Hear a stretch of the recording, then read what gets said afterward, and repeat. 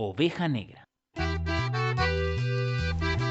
Siendo las 8:37 damos inicio a este segundo bloque del programa de Oveja Negra. Está bueno que aclaremos que este año vamos a tratar de mantenernos en contacto con ustedes en vivo y en directo. Por si tienen ganas de dejar algún mensaje, decir algo, vamos a estar todo el tiempo con la página de Facebook abierta, que es Oveja Negra Avellaneda, así que de ahí nos pueden mandar mensajes, consultas, lo que quieran. Y también tenemos disponibles y abiertas las líneas telefónicas, que son 4201-0276. Y bueno, y también está disponible obviamente la página en Facebook de la radio, ¿no? Que es Cítrica. ¿Cómo es la radio? ¿Cítrica o Cítrica? Cítrica. Citricaradio.com.ar. Mira, ahí la tengo al lado. Vamos a abrir un Twitter, ¿eh? Divina. Vamos a abrir un Twitter de Oveja Negra. Y Ari se comprometió a abrir el Twitter, me encantó. Así que también vamos... Para hacerle amenazas al gobierno. Próximamente tenemos también abierto el Twitter.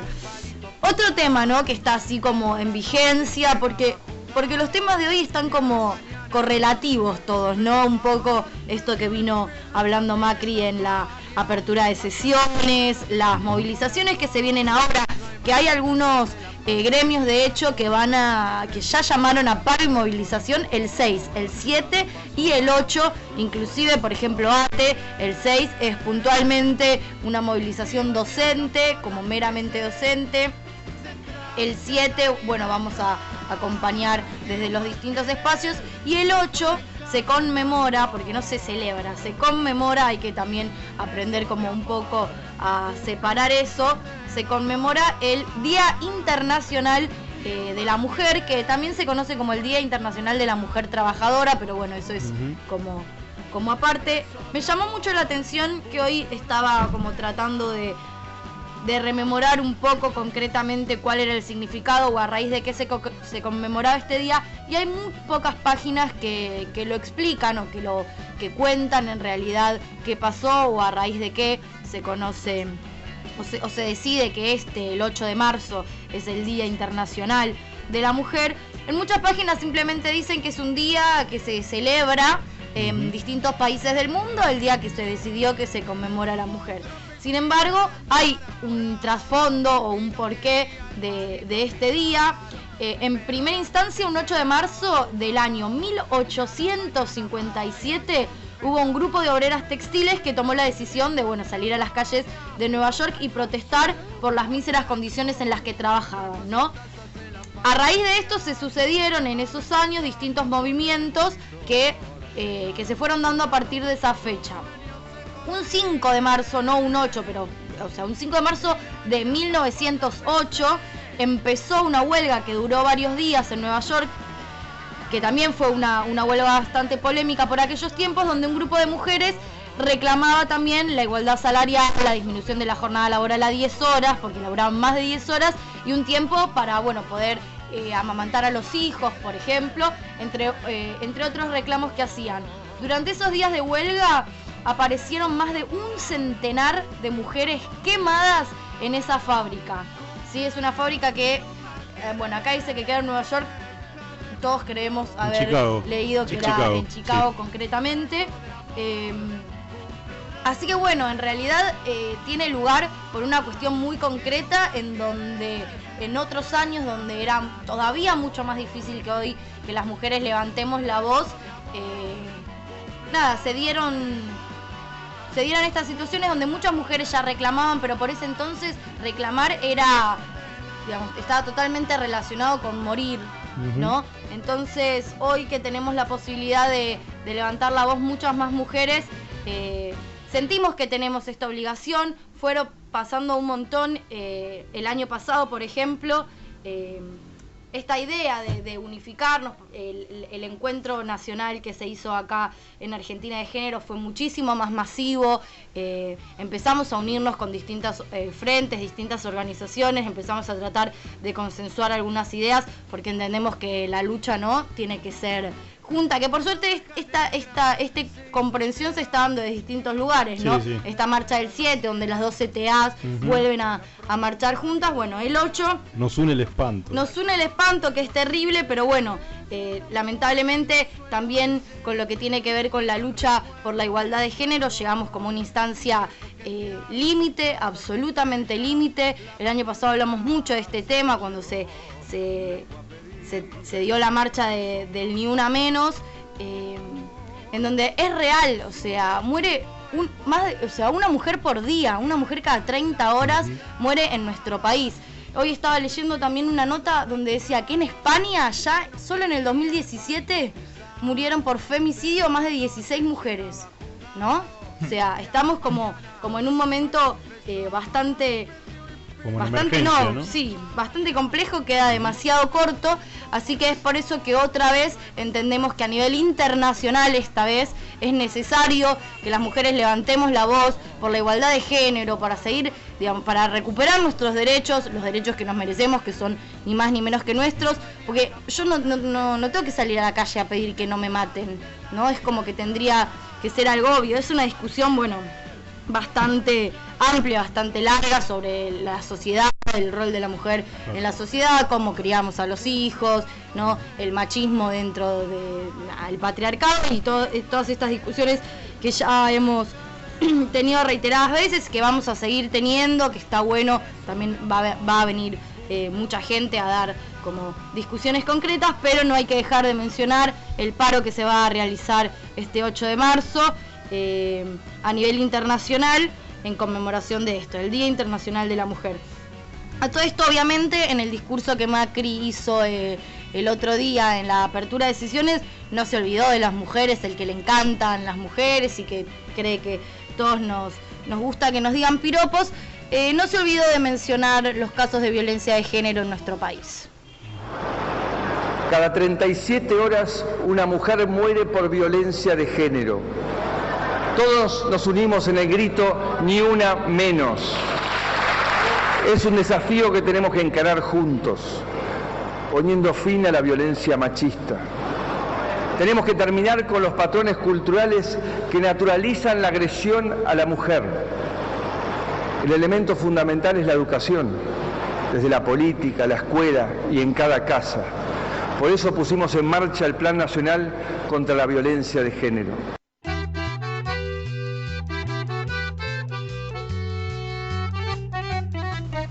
Es divino cómo parece que está todo tan forzado, ¿no? Como que no sé si se lo están diciendo de la cucaracha, si lo está leyendo como, ¿no? Claramente nada de todo lo que se escuchó fueron palabras de él. Lo que sí, no sé si palabras, pero acciones concretas de él, o por lo menos de su gobierno, es lo que también ya hemos mencionado en reiteradas ocasiones, que es que hubo un recorte muy importante del presupuesto destinado a combatir la violencia de género y a aquellos sectores que se encargan de esta prevención. Pero por suerte sigue habiendo un montón de espacios que entendemos y creemos que es importante dar estas discusiones, dar estos debates, generar redes de contención para aquellas mujeres que sufren casos de violencia de género y que lamentablemente no hay un Estado que las respalde y que las pueda contener. Se fueron dando distintas capacitaciones sobre género, un encuentro que se organizó entre el Frente de Somos Cultura Popular, la Cámpora y la Corriente Peronista Descamisados, en donde hubo distintos encuentros. Se van a hacer 4 en total, ya fueron 3, que justamente lo que buscan es esto, ir avanzando en el abordaje de la cuestión de género en el territorio. El primer encuentro fue concretamente sobre esto, sobre el abordaje en el territorio, y después los otros encuentros tuvieron más que ver con también una cuestión legal, ¿no? Cómo abordar o dónde uno puede... Una cuestión práctica. Una cuestión práctica, exactamente, práctica y el respaldo legal que uno tiene. El cuarto encuentro, donde es obviamente abierto y pueden participar todos los que quieran, va a ser generar directamente la estructura en esta red que se quiere armar de los distintos espacios y los de distintos frentes, que podamos estar en contacto y que podamos, digamos, darnos una mano entre todos. Así que todos los que quieran también formar parte de esta red, el cuarto encuentro va a ser el 20 de marzo, miércoles, todos los encuentros fueron día miércoles, a las 19 horas en el Centro Cultural Alas del Sur, que queda en Supisiche 798, Supisiche y Mansilla. Pero bueno, de estos encuentros también quedó muy claro que, si bien es muy importante la cuestión del escuchar, de la contención que se pueda dar de lo emocional, lo afectivo, sin un Estado, sin las instituciones que nos puedan dar respuestas y soluciones a estos problemas que se presentan, es casi imposible realmente dar una solución efectiva a las mujeres que están atravesando estos problemas. Sí, tal cual, porque siempre termina, digamos, uno puede tener la contención, puede tener el espacio, puede tener a alguien que lo escuche. Ahora, si no hay un respaldo a nivel institucional que también no solamente logre generar esa contención, sino generar ese espacio para que el agresor no vuelva, o sea, la seguridad de que ese agresor no va a volver a acercarse, es muy difícil. Yo te puedo contener ahora, ¿cuánto puedo yo alejar al agresor de vos? ¿O cuánto podés vos si no hay una herramienta de respaldo? Pareciera, ¿no? que hay una desconexión entre lo que la ley propone como métodos de protección hacia la mujer en caso de violencia y la operatividad, ¿no? O sea, cómo yo genero que el mecanismo de acción del Estado llegue a tiempo, ¿no? O sea, yo te pongo una perimetral, el tipo viola la perimetral y, digamos, ahí hay como un bache que no se puede, no se puede, o por lo menos es muy complejo generar la operatividad necesaria como para que esa violación no derive en muerte o en, digamos, en lesiones graves, ¿no? Que es lo que muchas veces sucede. Claro, exactamente. Es que uno, digamos, en la gran mayoría de femicidios, uno después cuando va un poco más atrás descubre que hubo, inclusive en muchos casos, más de una denuncia en contra del agresor, claro. Que incluso hay perimetrales, entre otras medidas que tampoco nadie verifica que se cumplan. Y todo esto siempre deriva en esto, ¿no? En un femicidio. Entonces, es una cuestión realmente importante, y no para decirlo en un discurso de apertura de sesiones cuando te encargaste de hacer todo lo contrario, sino es una cuestión para realmente tomar en serio las riendas desde el Estado, porque gracias a Dios iba a decir, no, por favor, te lo pido, golpéenme. No, de verdad, está buenísimo que las mujeres empiecen a alzar la voz, que entendamos que necesitamos estar unidas para dar estas batallas, que la sociedad, en líneas bastante más generales, esté haciéndose cargo de un conflicto que, bueno, más allá de que se necesita claramente el respaldo del Estado, es un conflicto que nace, digamos, ¿no? de las falencias sociales que tenemos, de la cultura patriarcal. De la cultura patriarcal, que también es una responsabilidad de todos y un compromiso de todos, ir modificándolo para que esto no siga sucediendo. Así que bueno, están todos invitados al cuarto encuentro, que lo que busca es generar esta red. Seguramente se repetirá el encuentro, se harán más. Ha habido distintos espacios y distintas también actividades culturales con la temática de género a la cabeza, que luego se forman debates interesantes. Algunos son quizás mucho más chiquitos y como mucho más superficiales, pero que son necesarios hablar para poder ir, ¿no? Avanzando de a poco, que tampoco tan de a poco, porque no hay muchas mujeres que no tienen tiempo para que sea de a poco, pero bueno, ahí son los pasos que hay que ir dando. Así que bueno, cambiamos de tema. Y vamos a otro tema. Y vamos a un tema que ya del cual también venimos hablando hace tiempo y viene, bueno, es casi una novela de no creer, que es la situación del fútbol argentino, la crisis que viene atravesando y las internas que hicieron que hoy haya también huelga de jugadores profesionales. Este conflicto ya viene hace mucho tiempo, con muchísimos escándalos. Hoy en día provocó que los jugadores de la primera división estén en huelga por las deudas que tiene la AFA con ellos. Aparentemente no va a haber ninguna solución hasta que básicamente no les puedan saldar su deuda, y esto provocó muchos aprietes de las dirigencias para que empiecen a jugar, e incluso amenazaron con poner a juveniles. Así que, bueno, esta situación de que se encuentra un poco trabada Esperemos que, bueno, en algún momento... Sí, acá este es un programa vertiginoso, Sí, vamos a decir siempre, la verdad, ¿no? Siempre ¿viste? estamos... Hay- es hay- el primero, sí, nada, hay- nos hay pueden un- perdonar. Estuvimos una hora casi impecable. Hay un conductor que dice, cambiame la música. Bueno, acá cambiame el tema. Acá, porque, Ya digamos, vamos a volver con fútbol, chicos. No es, Sí, no es no. una prioridad Lo que pasa el fútbol. lo que pasa que, digamos, esto se debe a que queremos tocar muchos temas. Y uno de los temas que queremos tocar es el tema económico, ¿sí?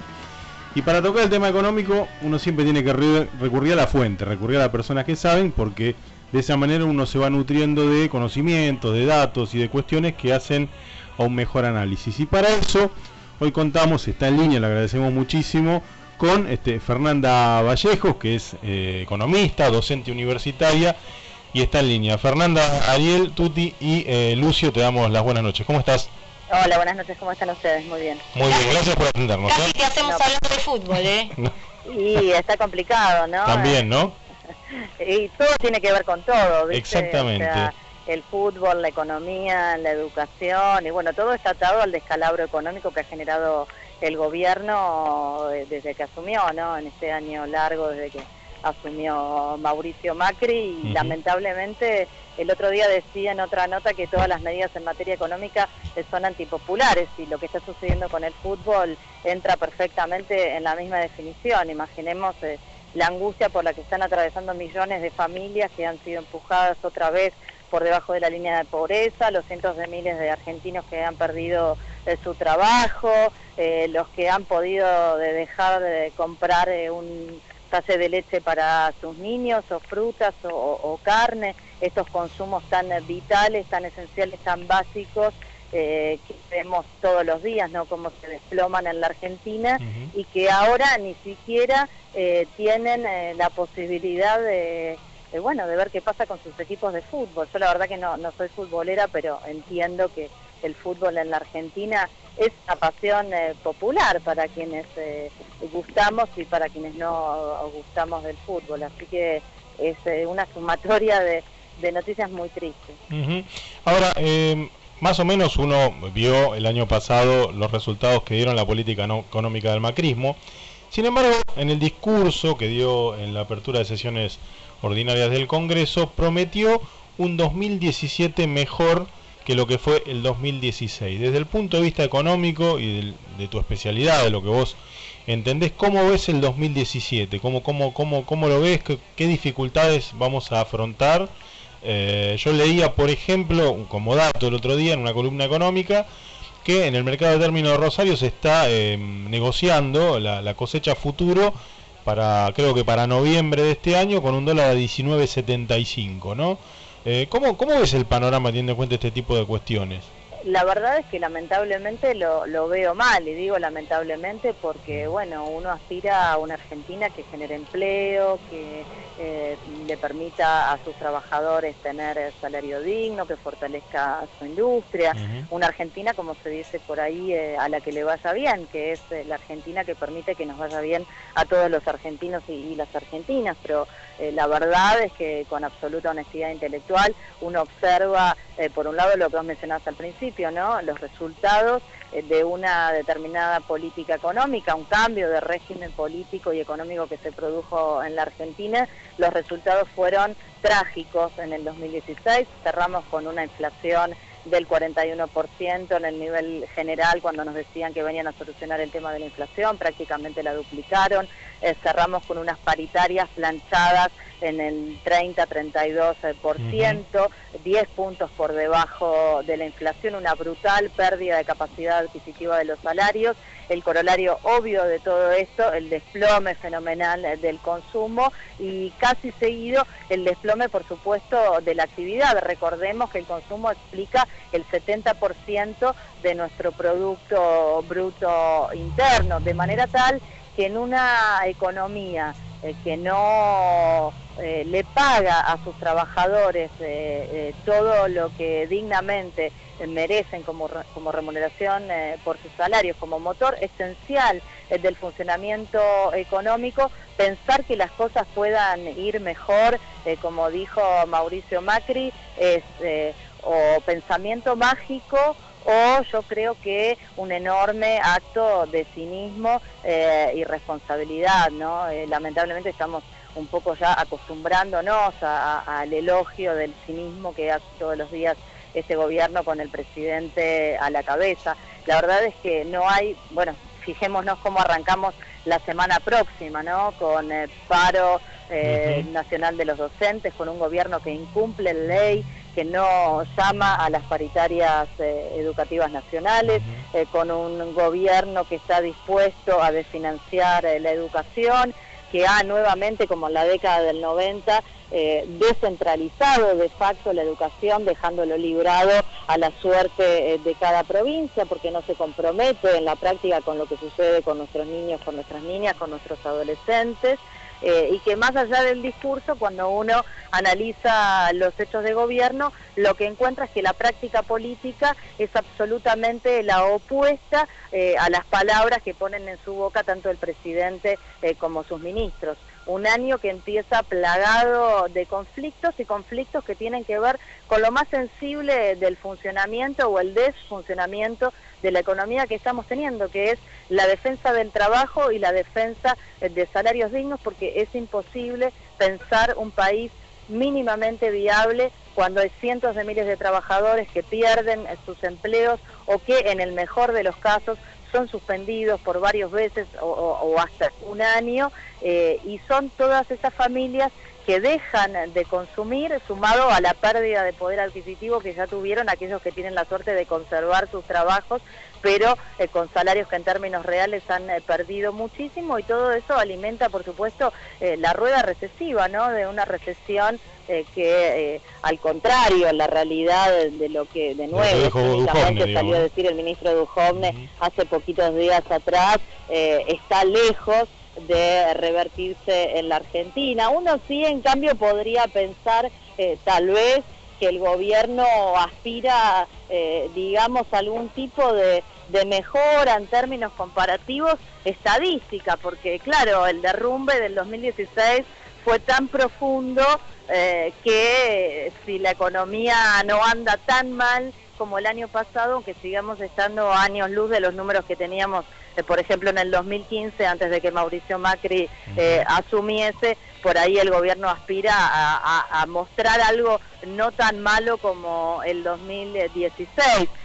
Y si no, uno se puede quedar con la impresión de que continúa el gobierno con la misma estrategia que tuvo el año pasado. Recordemos que a comienzos del 2016 el entonces ministro Alfonso Prat-Gay anunciaba en conferencia de prensa, una de las primeras del año, que la inflación iba a ser del 25% y buscaba de esa forma condicionar al sindicalismo y a los trabajadores argentinos para que negocien paritarias a la baja, como finalmente terminó sucediendo. Bueno, los trabajadores no fueron tan tontos, pero no se imaginaron que la inflación podía escalar a los niveles a los que finalmente llegó. Después nos hacían las promesas de que todo iba a mejorar en el segundo semestre. En el segundo semestre las cosas fueron peor que en el primero. La caída más pronunciada de la construcción, de la industria, se dio en los últimos meses del año. La recesión, por supuesto, se siguió profundizando, el deterioro en el mercado de trabajo también se siguió profundizando, y así con cada una de las variables macroeconómicas que querramos considerar. O sea que yo tengo la impresión de que el gobierno apuesta a la misma estrategia de generar una cierta expectativa a futuro sobre una realidad que obviamente termina no verificándose cuando ese futuro se transforma en presente, que es lo que viene pasando hasta ahora. Pareciera que es una estrategia que se agota, ¿no? Y es lo que muestran las encuestas, que ya, bueno, los argentinos, las argentinas empiezan incluso aquellos que lo votaron y que confiaron en este presidente y en este gobierno, bueno, a desconfiar de un gobierno, naturalmente, ¿no? Que hace gala de la mentira cotidiana. El otro día escuchaba en un reportaje ahí en C5N a Aldo Piñanelli. Y Aldo Piñanelli dijo algo que a mí por lo menos me encendió las alertas y que te quería preguntar qué opinabas. Él dijo que en aquel momento, en el año 2002, creo que él cuando fue presidente del Banco Central, sí, ellos frenaron un intento de dolarización que fue la del menemismo, que después siguió con De la Rúa y se terminó con la crisis, digamos, del 2001. Y dijo que este era un gobierno que retomaba ese camino, el camino de la dolarización de la economía argentina. ¿Vos cómo lo ves? Bueno, el actual presidente del Banco Central, Federico Sturzenegger, y a los hechos debemos remitirnos, escribió por aquella época un libro que se llamó Dolarización o Dollarization, ¿no? Porque bueno, son personas a las que les gusta mucho el idioma y otras cuestiones que tienen que ver con el universo anglosajón. ¿Cuáles son los efectos que tendría para los amigos y amigas que nos escuchan la dolarización de una economía, por ejemplo, Argentina? El ejemplo, digamos, es Ecuador. Ecuador tiene su economía dolarizada, de hecho no tiene moneda, se manejan con dólar. ¿Cuál sería el impacto en términos de económicos y en términos de soberanía y de una dolarización de hecho?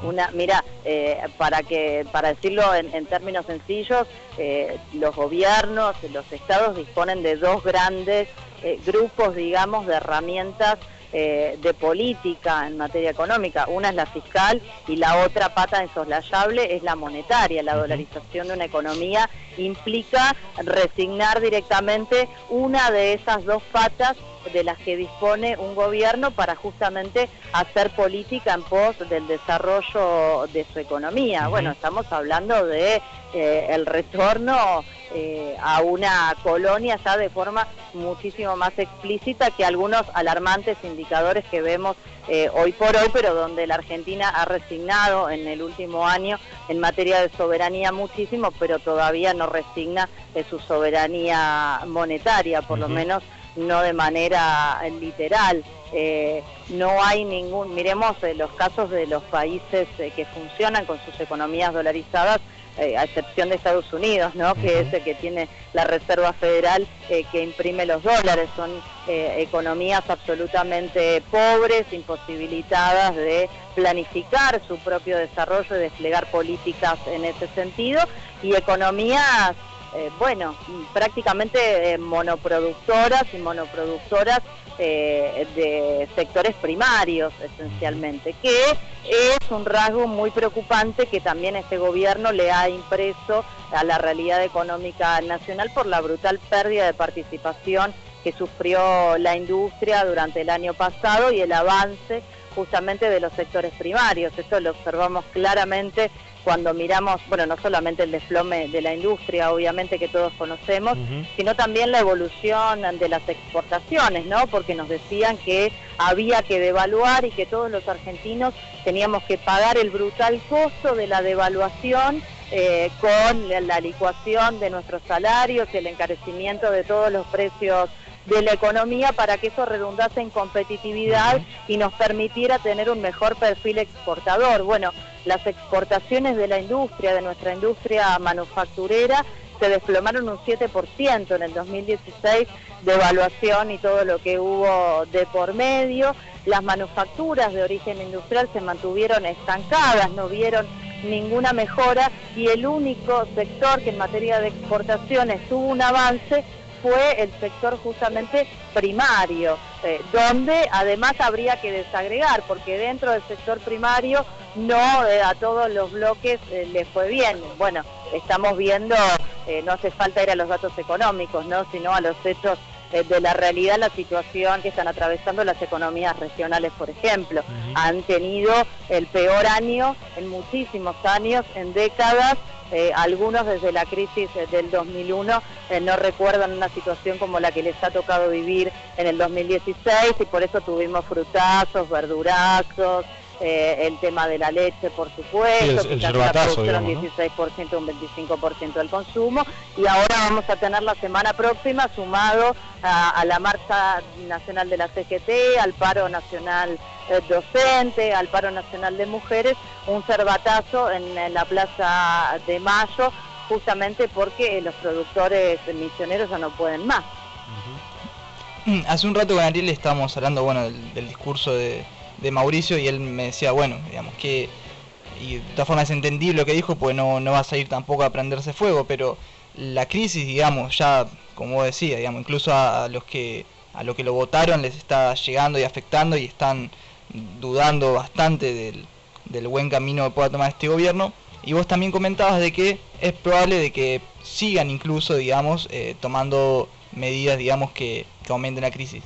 En este año... No, es probable no, es seguro porque este gobierno arranca empecinado en seguir confrontando con los trabajadores, que somos obviamente la enorme mayoría de todos los argentinos, a los que ya nos ha robado 10 puntos de nuestro salario durante 2016 y nos quiere volver a meter la mano en el bolsillo este año. El paro de la semana próxima, la movilización, no es casualidad, tiene que ver con una desocupación que creció desde el 5,9% en el 2015 al 8,5% en el 2016, producto de estas políticas, y unos salarios que han sido licuados por las políticas y las decisiones políticas de este gobierno, y que ahora le quiere poner un techo otra vez a las paritarias clavado en el 18%, que es realmente vergonzoso cuando más de la mitad de ese 18% solamente alcanza para reponer la pérdida del año pasado, y cuando todos, incluido el propio Banco Central de la República Argentina, incluido el Fondo Monetario Nacional, incluidas las consultoras privadas afines al gobierno de Mauricio Macri, están diciendo que la inflación en la Argentina es imposible que en el 2017 cierre por debajo de un entorno del 25%, recesión de por medio, ¿no? Y todo lo que conocemos. Bien, Fernanda, te hago una consulta, ya capaz vamos a un terreno más o de opinión o de lo que vos ves, porque el debate sobre la cuestión económica, ¿no? Es uno de quizás los más importantes, y a veces a uno le faltan, ¿no?, herramientas para dar esa discusión de una manera, digamos, tan concreta. Vos que sí tenés esa herramienta y que quizás podés dar la discusión con muchos más fundamentos y con mucha más teoría, ¿qué es lo que ves o la recepción de la gente o de la opinión de la gente que quizás está muy en contra sin tener toda esta información, ¿no? ¿Cómo ves la respuesta de la sociedad o la repercusión de la sociedad, por lo menos al sector que todavía hoy no ve, o no siente tan palpable, ¿no?, esa diferencia económica que seguramente le genera, pero hoy todavía no le repercute tanto en su vida cotidiana? ¿Cómo ves a la sociedad vos respecto a esto? Mira, yo lo que veo es que hay un porcentaje muy pequeño de la sociedad a la que no le ha repercutido todavía la situación económica que atraviesa la Argentina. Podríamos hablar de un sector ABC1 o podríamos obviamente pensar en el 10% más rico de la población. Recordemos también que durante 2016 empeoró, después de 12 años de mejora persistente, la distribución del ingreso en la Argentina. Se revirtió el avance en materia de igualdad que veníamos construyendo los argentinos, y todos los sectores, el 90% de la población, desde el más pobre hasta el mejor parado de la clase media, perdieron participación en el ingreso nacional, y obviamente como contracara de esto, los únicos que mejoraron su posición relativa fueron justamente aquellos privilegiados que integran el 10% más rico de la pirámide distributiva. Indudablemente a estos sectores no les está molestando la política de Mauricio Macri, pero al restante 90% de la sociedad, sobre todo al 80%, y ni hablar para los más vulnerables, ¿no? Si hablamos de que la inflación es del 41%, para los trabajadores más pobres, los que integran el decil de más bajos ingresos, esa inflación superó el 50-52% durante 2016, ni hablar de los que están dentro del mercado informal, que justamente son los más pobres porque los que tienen más bajos ingresos, y además que no gozan, entre comillas, de los beneficios de las paritarias, incluso unas paritarias tan raquíticas como las que planteó el gobierno nacional el año pasado. Yo lo que observo en los distintos distritos, territorios, provincias que tengo la oportunidad de recorrer, y aquí también en la ciudad de Buenos Aires, es que hay un clima social de descontento cada vez más pronunciado en contra de este gobierno.